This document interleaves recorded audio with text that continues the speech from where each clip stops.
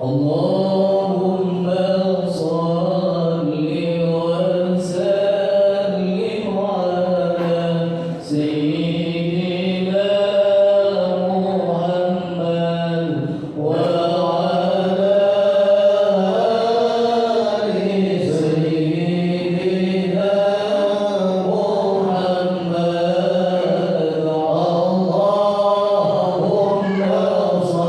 صل وسلم على سيدنا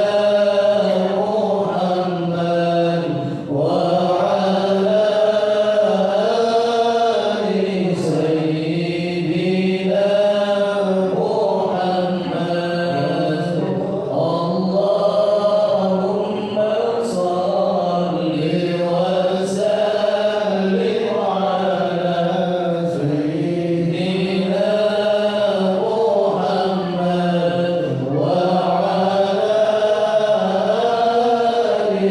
سيدنا محمد. اللهم صل وسلم على سيدنا محمد وعلى آل سيدنا محمد. اللهم صل وسلم على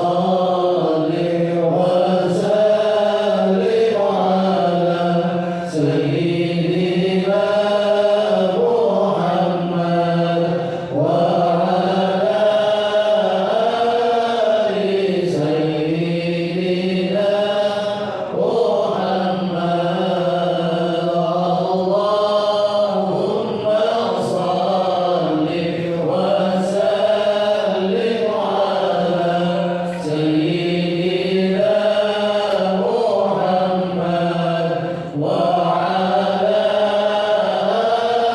آل سيدنا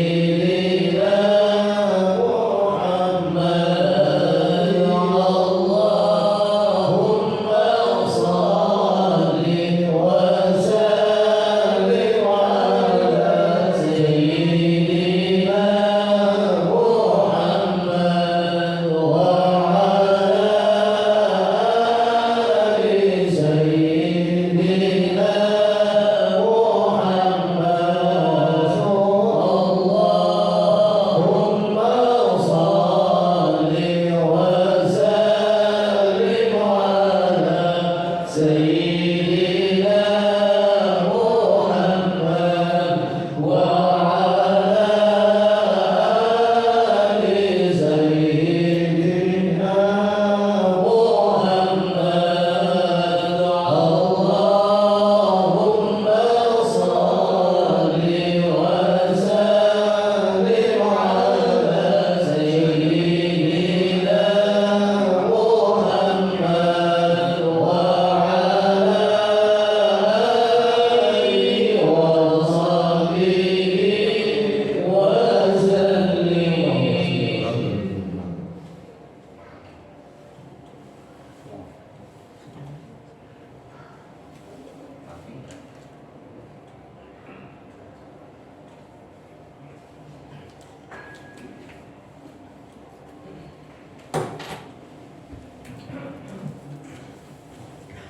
Assalamualaikum warahmatullahi wabarakatuh.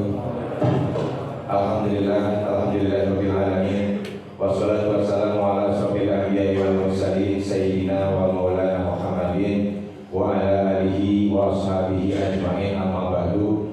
Masyaallah muslimin wal muslimat jemaah Masjid Al-Barakah yang dirahmati Allah Subhanahu wa taala.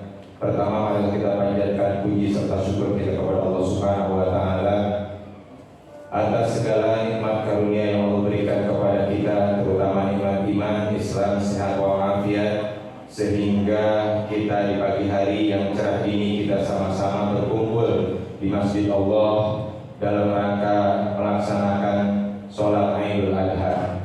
Shalawat dan salam kita sampaikan kepada junjungan alam Nabi kita Muhammad SAW, keluarga, sahabat dan pengikutnya hingga yaumil qiyamah. Mudah-mudahan Allah Subhanahu wa taala memberikan keistiqomahan kepada kita di dalam mengikuti ajarannya, sunnahnya, sehingga di yaumil qiyamah kita semua mendapat syafaat dari Rasulullah SAW. Amin ya rabbal alamin. Bapak Ibu hadirin jemaah yang dirahmati Allah Subhanahu wa taala, alhamdulillah kita sampai usia kita ke Idul Adha 1443 Hijriah. Akhir ini adalah akhir tahun dari bulan Hijriah. Dan alhamdulillah kami selaku pengurus Masjid Al-Barakah senantiasa istiqomah di dalam melaksanakan sholat Idul Adha ataupun di dalam pemotongan hewan kurban. Yang pertama yang kami sampaikan adalah mengenai pemotongan hewan kurban. Alhamdulillah di tahun ini kami diamanahi sebanyak 6 ekor sapi dan 13 ekor kambing. Memang ini agak menurun dari tahun lalu, tetapi insya Allah tetap ibadah kita diterima oleh Allah Subhanahu wa taala. Dan memang dalam kondisi ekonomi saat ini di mana kita sulit, di mana-mana menurun, tetapi insya Allah berikan kelapangan hati kita sehingga di dalam kita berkurban, di dalam kita beribadah kepada Allah Subhanahu wa taala, mengedepankan rasa syukur dan keikhlasan kita di dalam beramal. Dengan begitu insya Allah amal ibadah kita diterima oleh Allah Subhanahu wa taala. Dan kami ucapkan jazakallahu khairan katsiran kepada para muzaki yang senantiasa mengamanahkan melalui Masjid Al-Barakah ini. Dan insya Allah kami dari tim kepanitiaan sudah berupaya semaksimal mungkin, mulai dari promosi, mengajak, senantiasa mengingatkan, bahkan sampai khotib kemarin di dalam sholat Jumat ataupun khutbah Jumatnya, mari berkurban, mari berkurban, mari berkurban. Karena begitu dahsyatnya, begitu utamanya berkurban. Mungkin pada saat ini kita belum diberikan rezeki untuk keluasan rezeki untuk berkurban. Insya Allah kita niatkan, ajamkan di dalam hati kita, insya Allah tahun depan saya akan kurban. Dan yakin insya Allah akan berikan rezeki kepada kita. Amin ya rabbal alamin.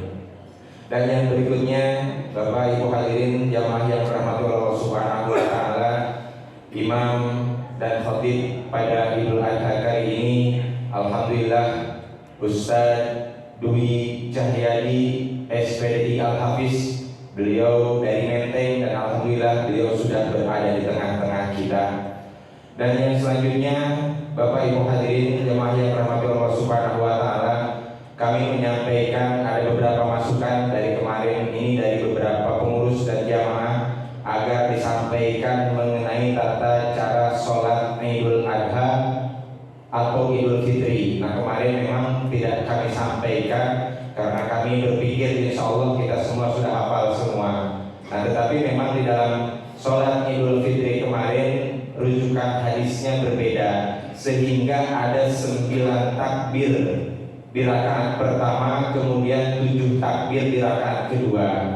Nah, Bapak Ibu hadirin rahimakumullah, insya Allah di sholat Idul Adha ini kami merujuk ke dalil yang masyhur, yaitu atau yang umum di tempat kita, yaitu 7 kali takbir di rakaat pertama dan 5 kali takbir di rakaat kedua, merujuk dari hadis Imam Abu Daud. Mudah-mudahan yang 8 atau yang 9, ada yang 7 dan 5, insya Allah semua ada dalilnya dari Rasulullah SAW.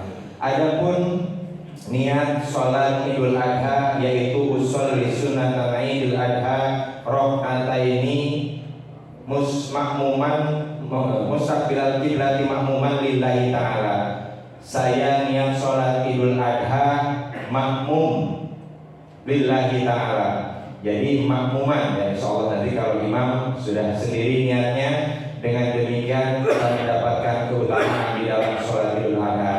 Dan di setiap takbir maka disunahkan kita membaca memuji kepada Allah Subhanahu wa taala. Subhanallah walhamdulillah la ilaha illallah wallahu akbar.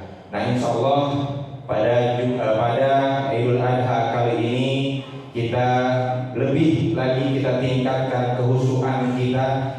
Adalah salah satu kehusuan kita sholat ini, satu caranya adalah memahami rakaatnya, memahami gerakannya, mana yang harus, mana yang wajib, dan mana yang sunnah.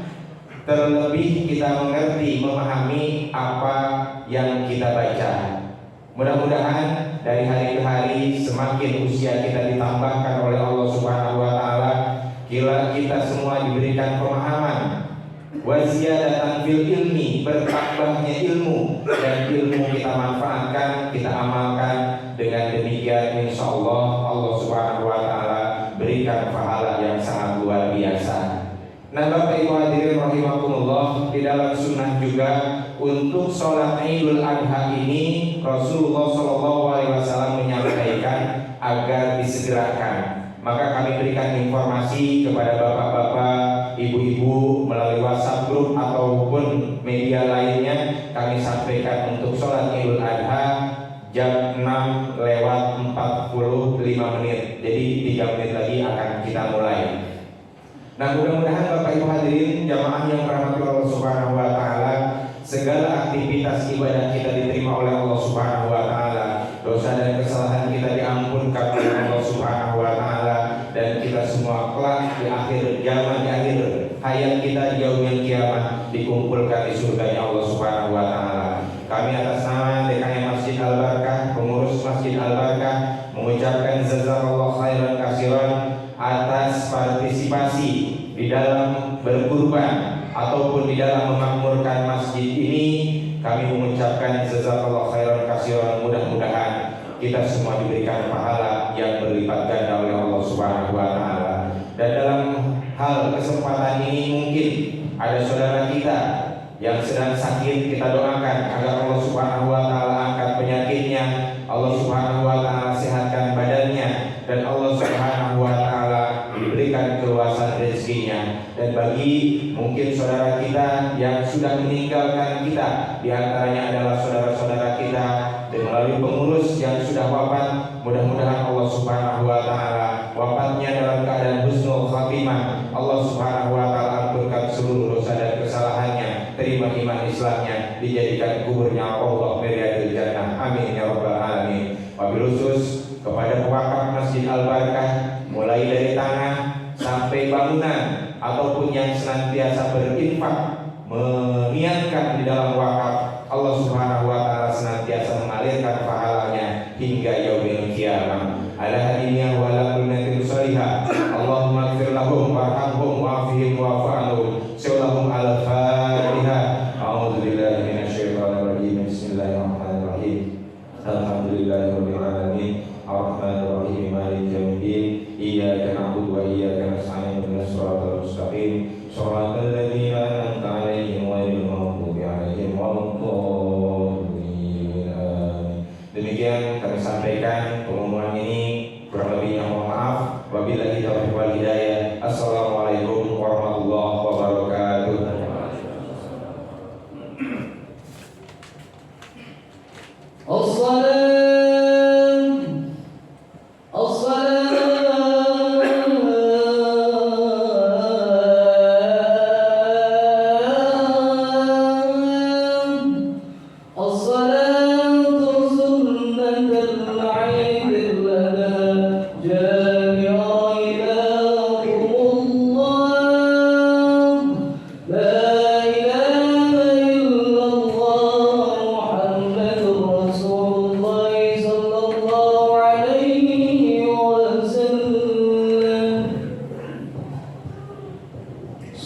ya rahimakumullah, istaqimu wa'tadilu, terus katakan satu. Sedih sebentar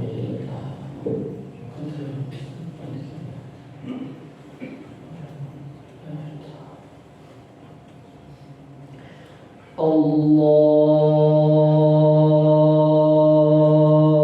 Akbar.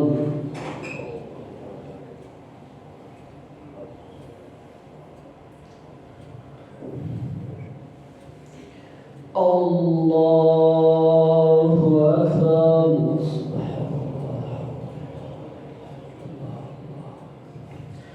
Allahu Akbar.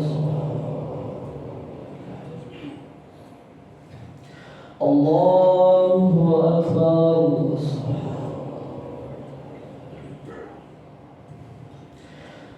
Allahu Akbar. Allahu Akbar. Allahu Akbar.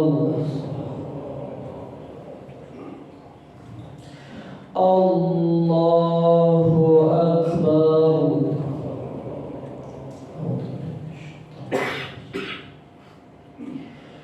Bismillahirrahmanirrahim. Alhamdulillahi Rabbil Alamin.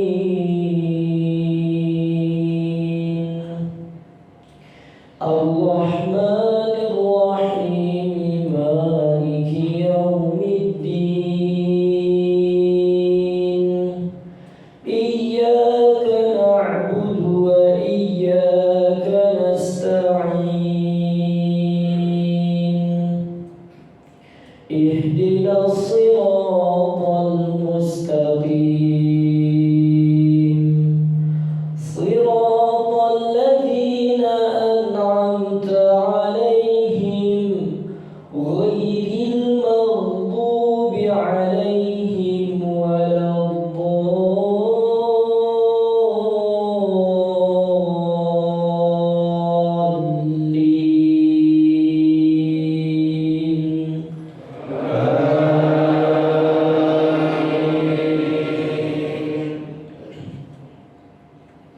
Bismillahirrahmanirrahim. وإذ قال إبراهيم رب اجعل هذا البلد آمنا واجنبني وبني أن نعبد الأصنام رب إنهن أضللن كثيرا من الناس فمن تبعني فإنه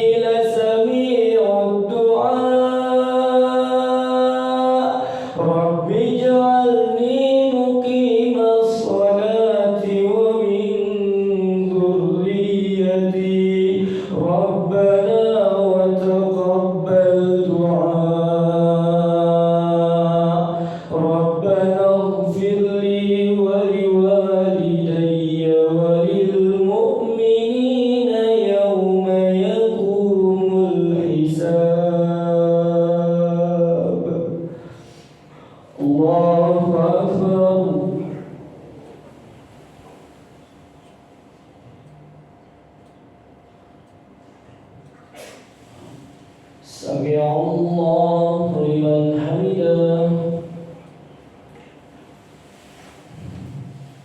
الله أكبر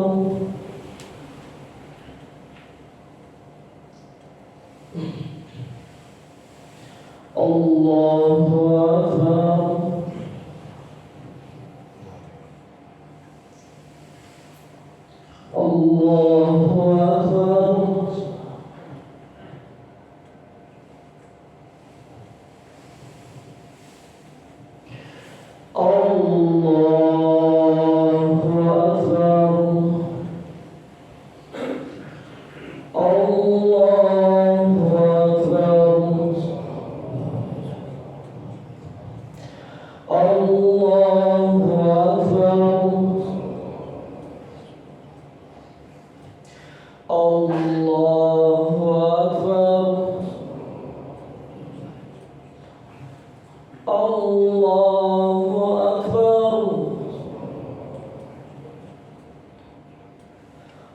الله أكبر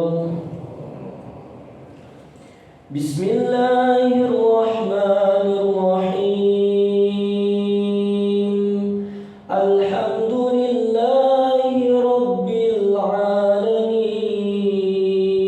العالمين الرحمن الرحيم مالك يوم الدين إياك نعبد وإياك نستعين اهدنا الصراط المستقيم صراط الذين أنعمت عليهم غير المغضوب عليهم ولا الضالين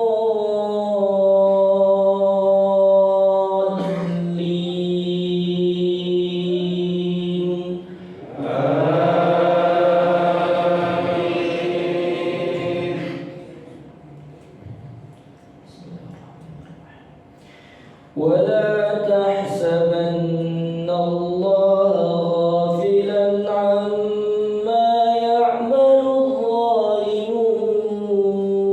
الظالمون إنما يؤخرهم ليوم تشخص فيه الأبصار مهطعين مقنعي رؤوسهم لا يرتد إليهم طرفهم وأفئدتهم هواء وأنذر الناس يوم يأتيهم العذاب فيقول الذين ظلموا ربنا أخرنا إلى أجل قريب نجب دعوتك ونتبع الرسل أولم تكونوا أقسمتم من قبل ما لكم من زوال وسكنتم في مساكن الذين ظلموا أنفسهم وتبين لكم كيف فعلنا بهم وضربنا لكم الأمثال وقد مكروا مكرهم وعند الله مكرهم وإن كان مكرهم لتزول منه الجبال الله أكبر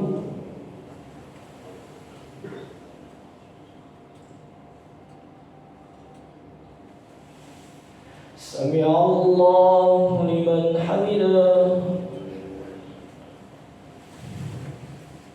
الله أكبر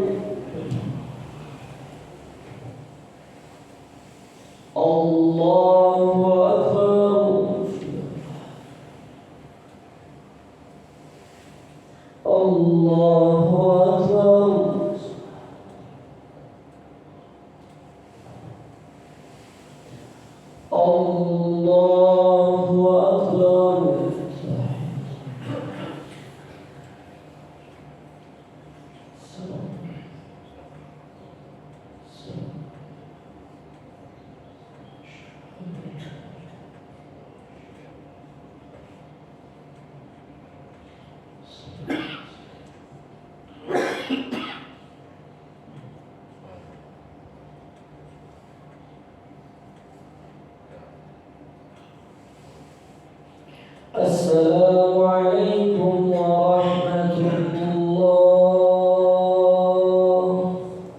السلام عليكم ورحمة الله.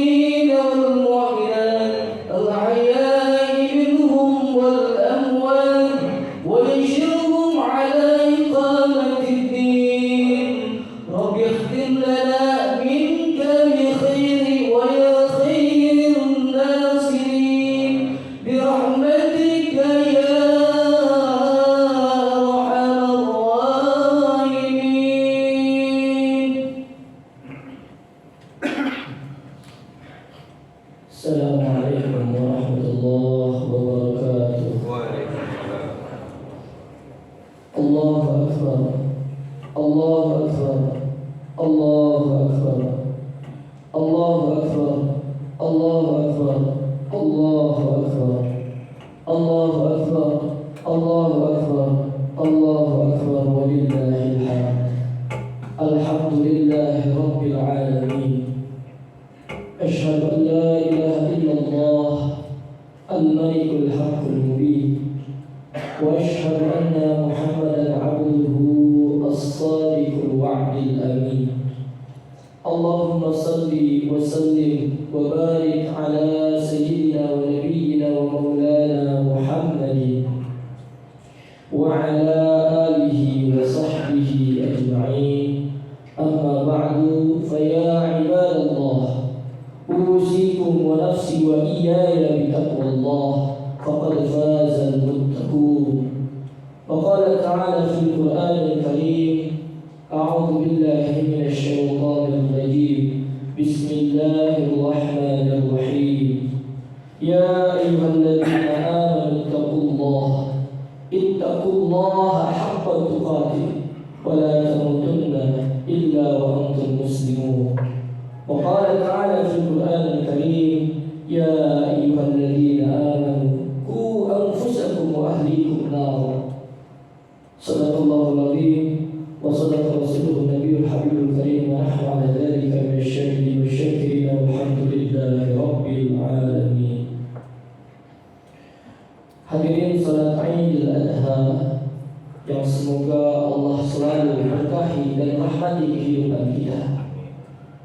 Bersyukur kita kepada Allah atas nikmat yang diberikan sehingga hari ini, di hari Ahad ini, kita dapat berkumpul di masjid yang mulia ini dalam rangka menjalankan salah satu sunnah tahunan kita, yakni salat sunnah Aidil Adha.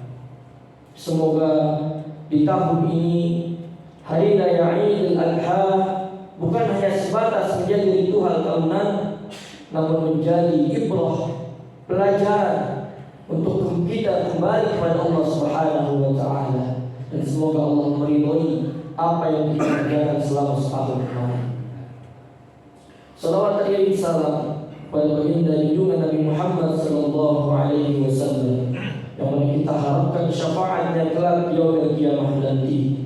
Dan semoga Rasulullah sallallahu alaihi wasallam mau mengakui kita sebagai umatnya kelak pada mahsyar nanti, dikala ribuan umat, jutaan umat mencari pemimpin, dan semoga Rasulullah mau menjadi pemimpin kita untuk masuk ke surga Allah Subhanahu wa taala. Allahu akbar, Allahu akbar, Allahu akbar, Allahu akbar walillahil hamd. Hadirin salat sunnah Aidil Adha dirahmati Allah Subhanahu wa taala. Hikmah hari raya Aidil Adha, esensi dari hari raya Aidil Adha bukan hanya sebatas menampilkan pemotongan hewan kurban semata, namun lebih daripada itu. Hikmah atau esensi dari hari raya Aidil Adha ini memiliki pelajaran yang begitu berharga, pesan-pesan penting, dan hikmah-hikmah yang istimewa untuk kita semuanya. Apa saja hikmahnya? Yakni hikmah terbesar untuk kita di hari raya Aidil Adha adalah hikmah tentang perjalanan spiritual Nabi Ibrahim alaihi salam dan Nabi Ismail alaihi salam. 30 generasi sebelum Nabi Muhammad sallallahu alaihi wasallam lahir, ribuan bahkan puluhan tahun sebelum Nabi Muhammad hadir di muka bumi ini, sebelum kita hadir di muka bumi ini, kisah Nabi Ibrahim alaihissalam dan Ismail alaihissalam menjadi hikmah yang luar biasa di hari raya Aidil Adha ini. Bagi sebagian orang, mungkin hari raya Aidil Adha hanya sebatas membeli hewan kurban, dipotong, selesai. Namun lebih daripada itu, kita sebagai umat Islam, umat Rasulullah SAW, sudah seharusnya kita mengambil pelajaran dari Nabi Ibrahim alaihissalam, yang mana Nabi Ibrahim termasuk kakek buyutnya baginda Nabi Muhammad SAW. Nabi Ibrahim alaihissalam mendapatkan gelar Khalilullah, mendapatkan gelar orang yang terdekat dengan Allah. Wattakhadallahu Ibrahim khalila. Allah ambil Nabi Ibrahim sebagai orang yang terdekat dengannya. Tak berhenti sampai di situ. Bahkan Nabi Ibrahim alaihissalam setiap hari, sehari semalam, senantiasa bergandengan dengan Nabi Muhammad SAW dalam salawat yang kita baca setiap salat. Allahumma salli ala Sayyidina Muhammad wa ala ali Sayyidina Muhammad kama sallaita ala Sayyidina Ibrahim wa ala ali Sayyidina Ibrahim. Bukan hanya Nabi Ibrahim saja, namun keluarganya pun demikian. Tak berhenti sampai di situ. Bahkan Allah muliakan Nabi Ibrahim, dari keturunannya lahir para anbiya, para rasul, yakni Nabi Ismail alaihissalam sampai Nabi Muhammad sallallahu alaihi wasallam, yakni Nabi Ishaq alaihissalam sampai Nabi Isa alaihissalam. Pertanyaan besarnya buat kita, Nabi Ibrahim alaihissalam hamba biasa awalnya, namun bagaimana caranya Nabi Ibrahim bisa sedekat pada Allah Subhanahu wa taala, bisa bergandengan dengan Nabi Muhammad sallallahu alaihi wasallam dalam setiap salawat yang kita Bahkan dari Nabi Ibrahim pula lahir para anbiya dan rasul. Tak semudah membalikan telapak tangan untuk Nabi Ibrahim bisa diangkat derajatnya sedemikian rupa. Tak mudah Nabi Ibrahim bisa mendapatkan derajat sedemikian rupa. Lantas di hari Idul Adha ini, mari kita ulas kembali perjalanan spiritual baginda Nabi Ibrahim alaihissalam sampai mendapatkan titik puncak, yakni kedekatan oleh Allah Subhanahu wa taala. Bagian yang pertama, tatkala Nabi Ibrahim kebingungan mencari Tuhannya. Cerita ini termaktub dalam Al-Quran surat Al-An'am ayat 75 sampai 77, yang mana ayatnya adalah A'udzubillahi minasyaitonir rajim. Bismillahirrahmanirrahim. Falamma janna 'alaihi al-lailu ra'a kawkaba qala hadha rabbi falamma afala qala la uhibbul afilin falamma ra'a al-qamara bazighan qala hadha rabbi falamma qala la in lam yahdini rabbi la akunanna minal qaumidh dhallin. Tatkala Nabi Ibrahim alaihissalam kebingungan mencari siapa Tuhanku, esensi yang pertama, hikmah dari perjalanan yang pertama adalah Nabi Ibrahim alaihissalam mau belajar untuk mendekatkan diri kepada Allah Subhanahu wa taala. Nabi Ibrahim perhatikan langit di malam hari. Ketika di malam hari terlihat bintang yang terang benderang, lalu Nabi Ibrahim mengatakan, qala hada rabbi, inikah Tuhanku. Lalu ketika bintang itu tenggelam, bintang itu hilang, apa kata Nabi Ibrahim? Bintang hilang, Tuhan tak mungkin timbul tenggelam. Tuhan adalah Al-Hayyu Al-Mumit, Al-Awwalu Al-Akhir. Tuhan adalah yang maha kuat, tak mungkin Tuhan timbul dan tenggelam. Setelah bintang tiada, timbullah bulan. Seketika Nabi Ibrahim alaihissalam melihat bulan yang lebih besar daripada bintang. Qala hada rabbi, inikah Tuhanku. Namun bulan tenggelam dan bulan berganti dengan matahari. Tak mungkin Tuhan yang aku sembah berganti. Tuhan tak mungkin selemah ini. Lalu sampai Nabi Ibrahim alaihissalam melihat matahari yang begitu terang benderang. Nabi Ibrahim berkata lagi, qala hada rabbi hada akbar, inikah Tuhanku, ini yang paling besar di antara yang lain. Lalu seketika matahari tenggelam berganti dengan malam hari. Lalu Nabi Ibrahim berkata, ini bukan Tuhanku. Sampai Nabi Ibrahim meminta kepada Allah Subhanahu wa taala bahwasanya, duhai Rabb, sesungguhnya jika Tuhan tidak memberi petunjuk kepadaku, pastilah aku termasuk orang-orang yang sesat. Sampai Allah tampakkan wujudnya kepada baginda Nabi Ibrahim alaihissalam. Allah berikan petunjuk kepada Nabi Ibrahim alaihissalam untuk memberitahu siapa Tuhannya. Ketika Nabi Ibrahim tahu apa yang disebut oleh Nabi Ibrahim, inni wajjahtu wajhiya lilladzi fatara as-samawati wal ardi hanifan musliman wa ma kana minal musyrikin. Inna salati wa nusuki wa mahyaya wa mamati lillahi rabbil alamin la syarika lahu wa bidzalika umirtu wa ana awwalul muslimin. Ketika Nabi Ibrahim tahu siapa Tuhannya, lantas tidak berhenti hanya sebatas mengetahuinya. Namun Nabi Ibrahim mendekat kepada Allah, menyerahkan hidupnya dan matinya untuk Allah Subhanahu wa taala, dan memperdalam ilmu agama, memperbanyak ibadah. Sekelas Nabi Ibrahim yang sudah dijamin kedekatannya kepada Allah, yang sudah bersalawat bersanding dengan Nabi Muhammad SAW dalam setiap salawat yang kita baca, lahir darinya generasi-generasi anbiya wa rasul, masih mau belajar dan beribadah kepada Allah Subhanahu wa taala. Lantas siapa kita? Nabi bukan, malaikat bukan, ulama belum,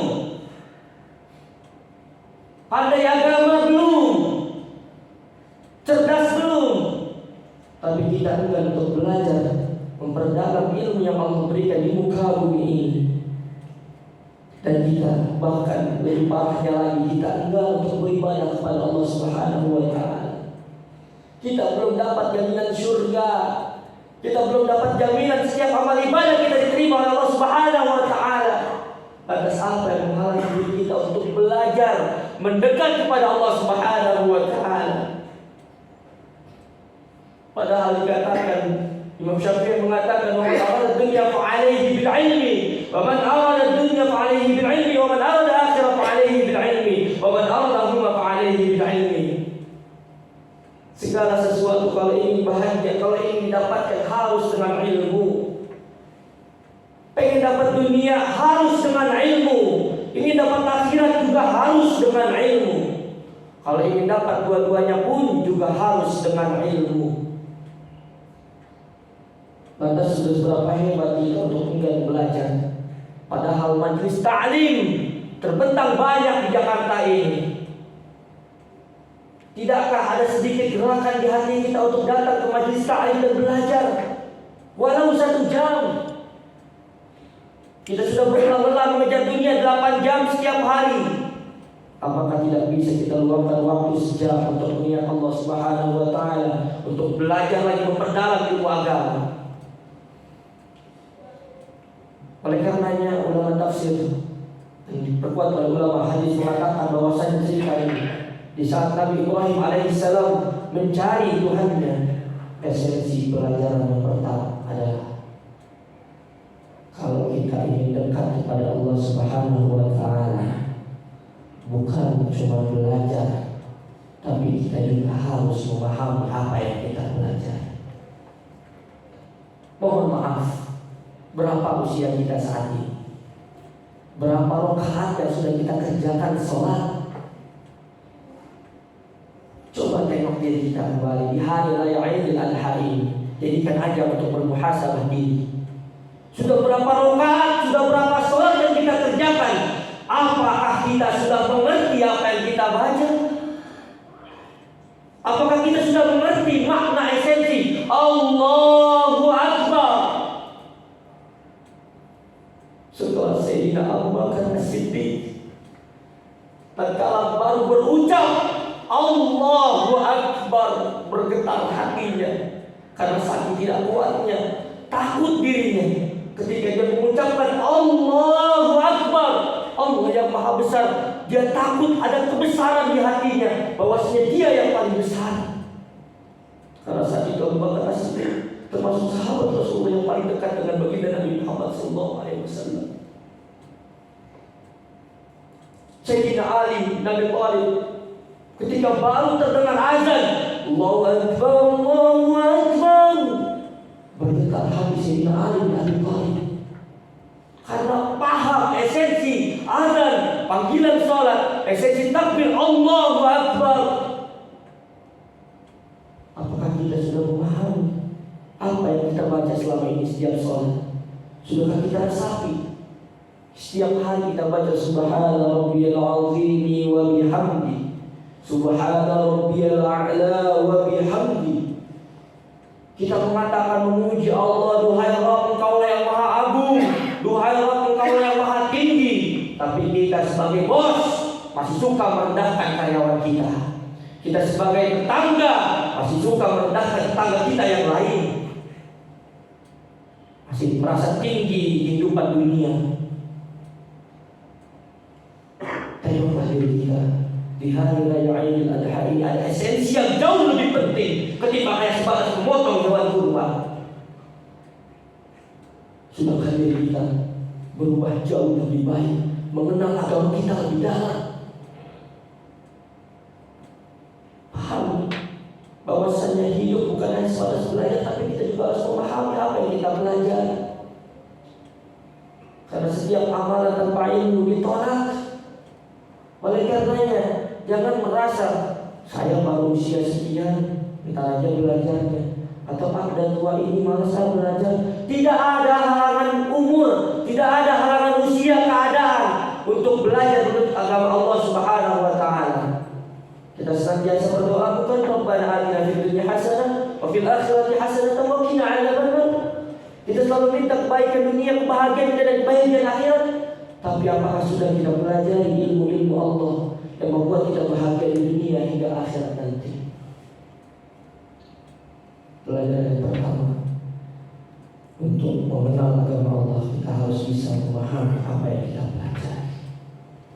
Lalu setelah Nabi Ibrahim alaihissalam mengenal siapa Tuhannya, mengenal lebih dekat kepada Allah Subhanahu wa taala, poin yang kedua, tidak berhenti ketika kita belajar, kita mengamalkan, kita lebih dekat kepada Allah, tak berhenti sampai di situ. Allah akan berikan ujian kepada kita. Begitupun Nabi Ibrahim alaihissalam.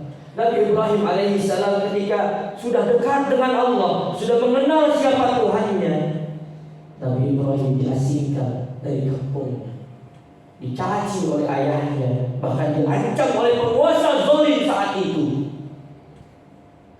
Tak segan-segan pula Nabi Ibrahim alaihissalam dibakar, namun kuasa Allah, api yang membakarnya menjadi dingin karena kedekatannya kepada Allah Subhanahu wa taala. Artinya dari pelajaran yang kedua ini, hikmah yang kedua ini, tidak usah takut ketika kita kembali ke jalan Allah. Kita hijrah dari minal dhulumati ilan nur. Kita hijrah dari zaman kebodohan menjadi zaman kecerdasan.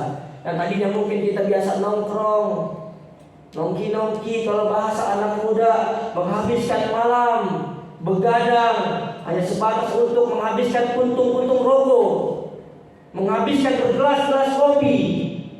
Namun ketika sudah mengenal Allah, malam berganti dengan tahajud, malam kopi berganti dengan qiyamul lail, puntung-puntung rokok berganti dengan tasbih dan zikir,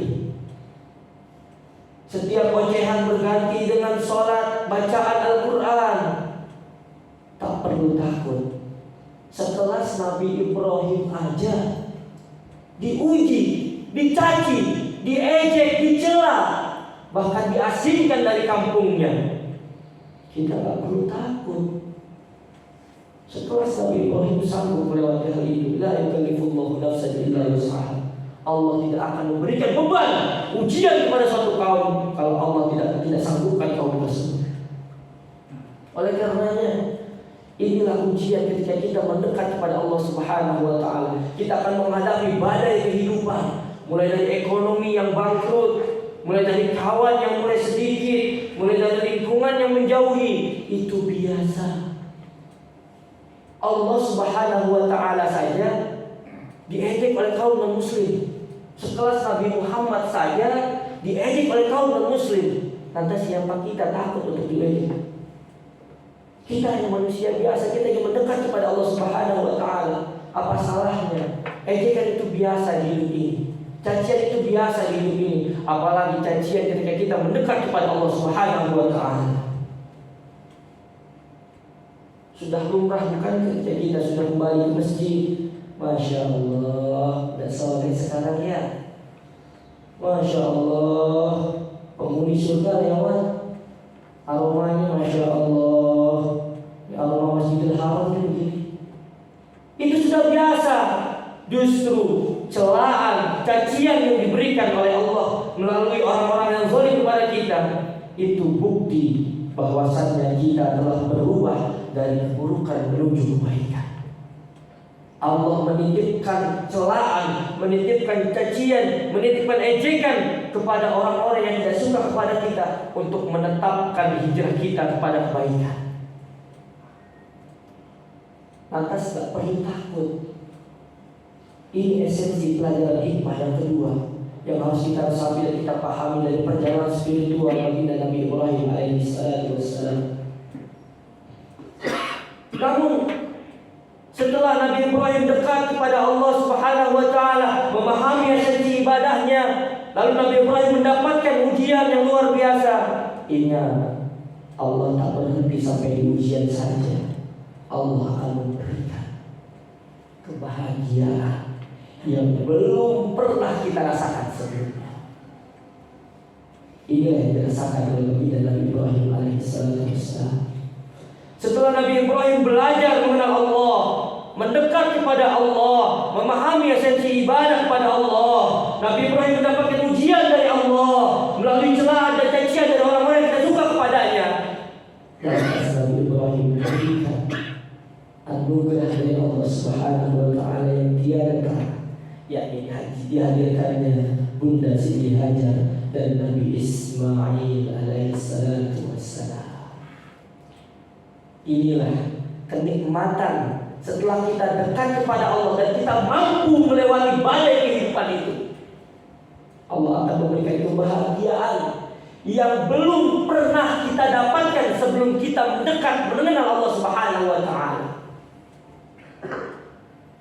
Jadi kalau misalkan sudah dekat kepada Allah, terbiasa mendawamkan kebaikan dalam kehidupan kita, lalu Allah berikan ujian, sabar. Ya ayyuhalladzina amanu ista'inu bis-sabri was-salah. Hadapilah kehidupan ini dengan sabar dan salat. Insyaallah akan berikan jalan keluar dari area yang sangat-sangat. Allah akan berikan kebahagiaan dari area yang sangat-sangat, dan kebahagiaan itu belum pernah kita rasakan sebelumnya.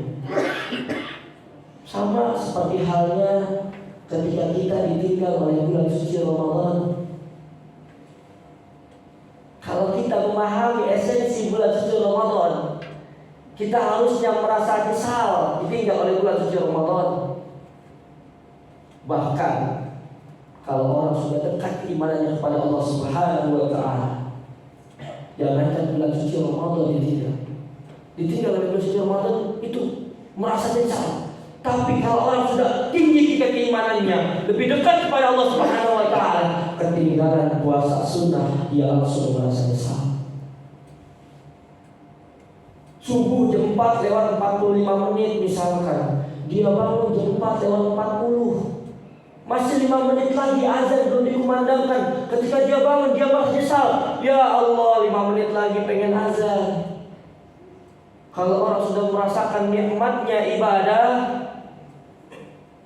dia akan lebih dekat kepada Allah Subhanahu wa taala dan akan merasakan kenikmatan yang tidak dirasakan oleh orang lain. Oleh karenanya, ini esensi pelajaran hikmah yang luar biasa dari perjalanan spiritual Nabi Ibrahim alaihissalatu wassalam. Namun tidak berhenti sampai mendekat kepada Allah, lantas lebih dekat kepada Allah, mengenal Allah, diuji, diberikan kebahagiaan. Tidak berhenti sampai di situ. Allah akan menguji kembali diri kita. Sebagaimana cerita Nabi Ibrahim alaihissalatu wassalam, ketika diberikan Nabi Ismail alaihissalam, apa ujian yang Allah berikan? Tolong taruh anakmu di lembah yang tiada tumbuhan tumbuh sedikit pun di sana. Ini ujian turun perintah dari Allah untuk mengasingkan Nabi Ismail alaihissalatu wassalam bersama ibundanya. Nabi Ismail lahir di Palestina, disuruh diasingkan, disuruh ditaruh oleh Allah Subhanahu wa taala, perintah dari Allah Subhanahu wa taala untuk menaruh Nabi Ismail di tanah suci Mekah. Dan itu melalui jalan kaki. Kalau menempuh bis dengan bis itu 1 hari 2 malam. Ini jalan kaki. Perintah Allah Subhanahu wa taala menaruh Nabi Ismail alaihi salatu wassalam dan juga Bunda Siti Hajar di Mekah Al-Mukarramah. Apakah Nabi Ibrahim tidak menjalankan perintah tersebut? Karena Nabi Ibrahim tahu kedekatannya dengan Allah Subhanahu wa taala, dijalankannya ujian tersebut. Nabi Ibrahim menaruh anaknya, menaruh Bunda Hajar di padang yang tidak ada tumbuhan tumbuh sedikit pun di sana. Sampai diabadikan dalam Quran yang tadi saya bacakan saat ini. Rabbana inni askantu min dhurriyyati biwadin ghairi dhi zar'in 'inda baitikal muharram. Duhai Rabb, telah aku titipkan keturunan-keturunanku di lembah-lembah yang tiada tumbuhan tumbuh di sana, yakni Makkah Al-Mukarramah. Pelajarannya dari kisah ini, apakah Bunda Siti Hajar menolak perintah Nabi Ismail alaihissalam yang turun dari Allah Subhanahu wa taala? Bunda Siti Hajar hanya bertanya, "Hada min amrillah?" Apakah ini dari perintah Allah? Dan Nabi Ibrahim berkata, "Hada min amrillah." Ini perintah dari Allah, duhai istriku. Inilah indahnya keluarga yang dibangun karena dasar agama. Oleh karenanya hadirin, kalau kita jadi orang yang soleh, jangan soleh sendirian. Ayahanda punya tanggung jawab istri dan anak-anak. Ibunda punya kewajiban menaati perintah suami. Di hari raya Idul Adha ini, khatib berpesan kepada diri khatib pribadi khususnya dan juga jemaah sekalian. Ya ayyuhalladzina amanu qu anfusakum wa ahlikum nara. Hai orang-orang yang beriman, jaga diri kalian dan keluarga dari siksa api neraka. Ini mohon maaf, ayahanda terbiasa ikut majelis taklim, senang mengajak kawannya, tapi takut mengajak istrinya untuk datang majelis taklim. Berani menegur kawannya, namun takut menegur istrinya dan tidak berhijab. Duhai bunda, di hari raya Idul Adha ini, jadikan pelajaran yang begitu berharga dari kisah Nabi Ibrahim alaihissalam dan Nabi Ismail alaihissalam. Keluarga Nabi Ibrahim ini memberikan pelajaran yang begitu berharga. Sampai nanti esensi di akhir khutbah ini akan saya jelaskan. Keluarga yang dibangun karena cinta kepada Allah Subhanahu wa taala tidak akan berpisah walaupun dipisahkan jarak di dunia, nanti di akhirat dia akan dikembalikan bersama oleh Allah Subhanahu wa taala. Ayahanda tak perlu takut, jangan jadi laki-laki jayus, laki-laki yang nantinya diharamkan mencium surga karena takut membilangi orang istrinya, karena takut menasihati istrinya yang tidak mau sholat dan tidak mau menutup auratnya. Tanggung jawab kita sebagai seorang suami adalah menjaga keluarga kita dari siksa api neraka. Ini esensi yang jauh lebih besar dari hanya sebatas memotong hewan kurban. Kita harus lebih dekat kepada Allah melalui belajar agama. Kita harus siap sabar menghadapi ujian dari Allah Subhanahu wa taala, dan kita akan mendapatkan kebahagiaan dari Allah Subhanahu wa taala. Dan yang keempat, kita harus belajar dan mengajarkan istri kita, keluarga kita agar taat kepada Allah Subhanahu wa taala. Tidakkah manusia dan jin kita hanya untuk beribadah kepada Allah Subhanahu wa taala? Oleh karenanya, yang terakhir, hikmah yang harus kita ambil dari Idul Adha ini adalah kita tengok Nabi Ismail alaihissalatu wassalam. Betapa indahnya Nabi Ismail alaihissalam. Masya Allah. Ketika Nabi Ibrahim alaihissalatu wassalam diberikan mimpi oleh Allah Subhanahu wa taala, Allah memberikan mimpi kepada Nabi Ibrahim alaihissalam. Ya bunayya, inni ara fil manam anni adbahuka fanzur madza tara. Duhai adinda, duhai anakku, aku semalam mendapatkan mimpi dari Allah Subhanahu wa taala bahwasanya aku harus memenggal kepalamu. Ini Pak esensinya dari hari raya Idul Adha. Ketika Nabi Ibrahim diberikan mimpi dari Allah Subhanahu wa taala, diperintahkan untuk memenggal kepala Nabi Ismail alaihissalam, disampaikan kepada anaknya melalui tarbiyah tadi, poin yang keempat. Kalau kita betul-betul mendidik istri kita, mendidik anak kita dari jalan agama, senantiasa kita dekatkan anak kita kepada agama, kita berikan perhatian kita, anak kita akan nurut kepada kita. Apa kata Nabi Ismail alaihissalam ketika diberikan informasi dari Nabi Ibrahim ayahandanya bahwasanya Nabi Ibrahim disuruh memenggal kepalanya? Apa kata Nabi Ismail? Qala ya abadi if'al ma tu'mar satajiduni insyaallah minas sabirin. Nabi Ismail mengatakan, ya abadi. Kalau ya abadi ini adalah panggilan kehormatan dan kesayangan. Kalau ya abi itu hanya sebatas hormat, ya buya itu hanya sebatas sayang. Tapi ya abadi ini adalah tanda hormat dan tanda sayang anak kepada ayahandanya. Ya abadi fa'al tu'mar, laksanakan, jangan ditunda apabila ini perintah dari Allah Subhanahu wa taala. Satajiduni insyaallah minas sabirin. Insyaallah kau akan menemukanku termasuk orang-orang yang sabar. Duhai ayahanda, duhai ibunda, Coba kita tengok kembali di rumah tangga kita. Adakah anak kita ketika disuruh keluar saja tidak melawan? Adakah anak kita ketika diminta untuk ibadah tidak melawan? Adakah anak kita diminta tolongnya sedikit saja, diminta waktunya sedikit saja tidak melawan? Jika anak masih melawan kepada kedua orang tua, duhai orang tua, melek terlebih dahulu. Di hari raya Idul Adha ini harus kita belajar dari perjalanan kisah Nabi Ibrahim alaihissalam. Jika anak masih berani melawan kepada kedua orang tua, tengok kembali diri kita. Sudah seberapa perhatiankah kita kepada anak kita? Sudah seberapa perhatiankah? Sudah berikan waktu berapa jamkah kita kepada anak kita? Kita bekerja 8 jam sehari semalam. Ketika sampai di rumah anak cuma minta perhatian. Duhai ibunda, ibunda hanya diminta untuk melayani suami ibunda. Sudah seberapa perhatiankah ibunda kepada adinda semuanya? Jadi ketika anak melawan kepada kedua orang tua, jangan menyusahkan anak. Tengok dulu diri kita sebagai orang tua. Sudahkah betul kita mendidik anak kita? Bagaimana Nabi Ibrahim alaihissalam mendidik Siti Hajar, mendidik Nabi Ismail alaihissalam. Hari raya Idul Adha ini bukan sebatas motong hewan kurban, bukan. Jauh lebih penting daripada itu. Nabi Ibrahim memberikan pesan, Pak. Kisah Nabi Ibrahim ini betul-betul menjadikan inspirasi buat kita harusnya. Betapa anak tega rasa kepada ayahandanya. Sudahkah ayahanda ketika bekerja dibantu oleh anaknya? Atau bahkan anak yang disayang-sayangnya diberikan fasilitas motor, ayahanda yang memberikan bensinnya. Anak-anak diberikan fasilitas mobil, ayahanda yang menservisnya. Coba tengok kembali diri kita. Coba tengok kembali keluarga kita.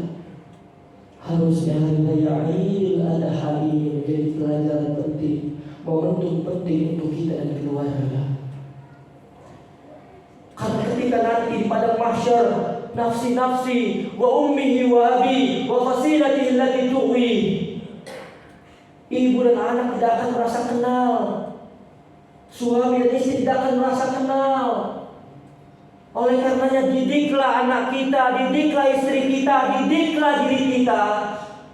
Oleh karena nanti tahun baru Islam, kalau bisa mulai hari ini belajarlah agama dengan baik. Kenalilah siapa Allah, kenalilah apa yang menjadi bacaan salat kita, pahamilah bacaan tersebut, dekatlah kepada Allah. Ujian itu biasa, Allah akan memberikan hadiah kelak setelah kita melewati badai kehidupan. Dan ketika kita mengajarkan keluarga kita, tarbiyah keluarga kita dengan ilmu agama, insya Allah anak-anak kita akan nurut tanpa perlu kita minta. Karena sebagaimana kisahnya ketika Nabi Ibrahim alaihissalam diperintahkan untuk meninggikan bangunan Ka'bah. Ketika Nabi Ibrahim membawa batu di tapak yang pertama itu disebut dengan maqam, sampai sekarang disebut oleh maqam Ibrahim. Itu tapak pertama Nabi Ibrahim membawa batu untuk meninggikan bangunan Ka'bah. Lalu ketika Nabi Ibrahim sedang membawa batu, datang dari arah yang berlawanan Nabi Ismail alaihissalam membawa batu juga. Duhai ayahanda, bolehkah diri ini membantu ayah untuk meninggikan bangunan Ka'bah ini? Masya Allah. Anak kalau sudah turun, kalau sudah dididik agama, tak akan keluar kata dan duhai adinda, anak-anakku semuanya, mana kau menjadi harapan kedua orang tua, hormatilah kedua orang tuamu.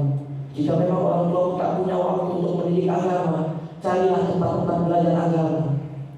Semoga adinda-adindaku semuanya bisa menjadi bekal terbaik untuk kedua orang tua yang menghadap Allah Subhanahu wa Ta'ala. Dan ayahanda, ingat kita punya tugas yang penting. Qu anfusakum wa ahlikum nar. Apakah kita beribadah, sholat malam, dirikan sholat malam, ngaji, baca Al-Quran, lain sebagainya, tapi kita ditarik ke dalam neraka karena kita biarkan istri dan anak kita jauh dari Allah Subhanahu wa Ta'ala. Tsumma a'udzubillahi min dzalik. Semoga Allah jauhkan kita dari api neraka, dan semoga Allah jaga keluarga kita dari siksa neraka, dan Allah masukkan izinkan kita dan keluarga kita masuk dalam syurga Allah Subhanahu wa Ta'ala. Barakallahu li wa lakum fil Qur'anil 'azim wa nafa'ani wa iyyakum bima fihi min al-ayati wa dhikril hakim. Taqabbal minni wa minkum tilawatahu innahu huwal ghafurur rahim. Allahumma salli wa sallim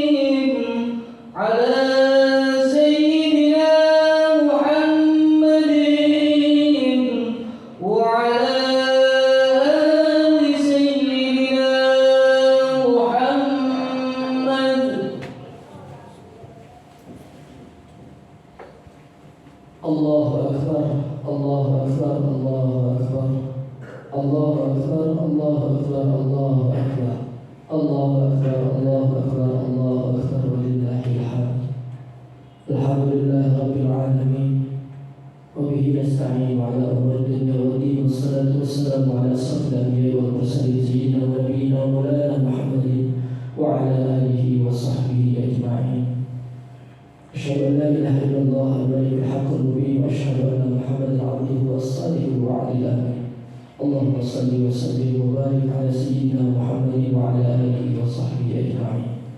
اللهم صل على سيدنا محمد عبدك ونبيك ورسولك النبي الأمي وعلى آله وصحبه وسلم تسليما عدد ما أحاط به علمك وخط به قلمك وأحصاه كتابك. وارض اللهم عن سادتنا أبي بكر وعمر وعثمان وعلي وعن الصحابة أجمعين وعن التابعين وتابعين بإحسان إلى يوم الدين وعلينا معهم برحمتك يا أرحم الراحمين.